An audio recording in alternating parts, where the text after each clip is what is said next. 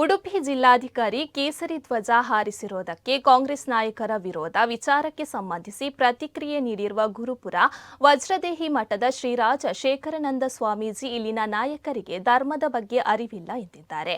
ಅವರು ಮನೆಯಲ್ಲಿಯೂ ಇದನ್ನು ಆಚರಿಸುತ್ತಾರೆ ಅಂತ ಗೊತ್ತಿಲ್ಲ. ನಮ್ಮಲ್ಲಿ ಭಗವಧ್ವಜಕ್ಕೆ ವಿಶೇಷ ಗೌರವವಿದೆ. ಜಿಲ್ಲಾಧಿಕಾರಿಗಳು ಸರ್ಕಾರದ ಒಂದು ಭಾಗ ಆಗಿರಬಹುದು, ಆದರೆ ಅವರದ್ದೇ ಆದ ಕರ್ತವ್ಯದಲ್ಲಿ ಭಾಗವಹಿಸಬಹುದು. ಅದಕ್ಕೆ ಸರ್ಕಾರ ನಿರ್ಬಂಧಿಸಬಾರದು ಎಂದಿದ್ದಾರೆ.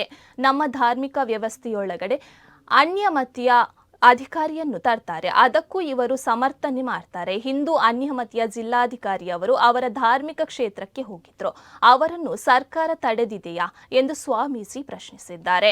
ಜಿಲ್ಲಾಧಿಕಾರಿಗಳೊಬ್ಬರು ಬಂದಾಗ ಅವರು ಅವರ ಧಾರ್ಮಿಕ ಕೇಂದ್ರಕ್ಕೆ ಹೋಗ್ತಾರೆ, ಸರ್ಕಾರ ತಡೆಯುತ್ತಾರೆ.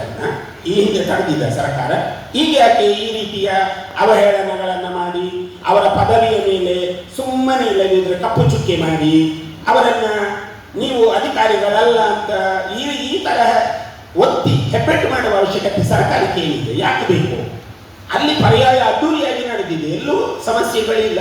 ಮತ್ತೆ ಈ ಸಮಸ್ಯೆ ಹಾಗಿದ್ರೆ ಇವರಿಗೆ ಸಮಸ್ಯೆ ಮಾಡಬೇಕನ್ನುವ ಹುನ್ನಾರ ಅಂತ ಅನ್ನಿಸ್ತದೆ. ಮಾಡಬಾರ್ದು, ಅದನ್ನು ಸರ್ಕಾರವಾಗಿ ಮಾಡಬಾರ್ದು. ಒಬ್ಬ ಸರ್ಕಾರದ ಪ್ರತಿನಿಧಿ ಅಥವಾ ಸರ್ಕಾರದ ಒಬ್ಬ ಅಧಿಕಾರಿ ಅವರು ಸಾಮೂಹಿಕವಾಗಿ ನೋಡಿ, ಇಲ್ಲಿ ಜೋಶ್ ಇರತ್ತಲ್ಲ, ಎಲ್ಲರೂ ಸೇರಿಕೊಂಡು ಅಲ್ಲೊಂದು ಜೋಶ್ ಇರುತ್ತೆ. ಅಧಿಕಾರಿಗಳೇ ಹಿಂದಿನ ಕಮಿಷನರೇ ನೃತ್ಯಕ್ಕೊಂದು ಹೆಜ್ಜೆ ಹಾಕಿದ್ದಾರೆ, ಅದನ್ನೆಲ್ಲ ಯಾಕೆ ಇವರು ತಪ್ಪು ಅಂತ ಭಾವಿಸುವುದು? ಅಲ್ಲಿ ಜಾತಿಯನ್ನ ತರಬಾರದು ಅಂತ ಹೇಳೋದು ನಾವು. ಅಲ್ಲಿ ಯಾವುದು ಜಾತಿ ಬರಬಾರದು, ಧರ್ಮನೂ ಬರಬಾರದು.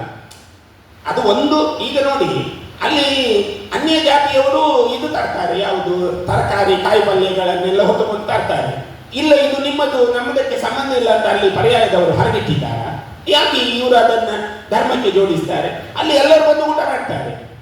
ಮೊನ್ನೆ ನಾವು ಹೋಗುವಾಗ, ಪರ್ಯಾಯದ ಮಾರನೇ ದಿವಸ ನಾವು ಹೋಗುವಾಗ ಗುಲ್ಬರ್ಗದಿಂದ ಒಂದು ಸಮುದಾಯ ಬಂದಿದೆ. ನಾವು ಅದನ್ನ ಈ ರೀತಿ ವ್ಯಕ್ತಪಡಿಸುವುದು ತಪ್ಪು ಅಂತ ಭಾವಿಸಿಕೊಂಡು ಮಾತಾಡೋದು ನಾವು. ಅವರು ಚಂದ ಊಟ ಮಾಡಿ ನಮ್ಮಲ್ಲಿ ಮಾತಾಡ್ತಾರೆ ಅವರು. ಹಾಗಾಗಿ ಅಲ್ಲೆಲ್ಲೂ ಕೂಡ ಆ ಜಾತಿಯ ಭಾವ ಬಂದಿಲ್ಲ, ಬರಬಾರ್ದು.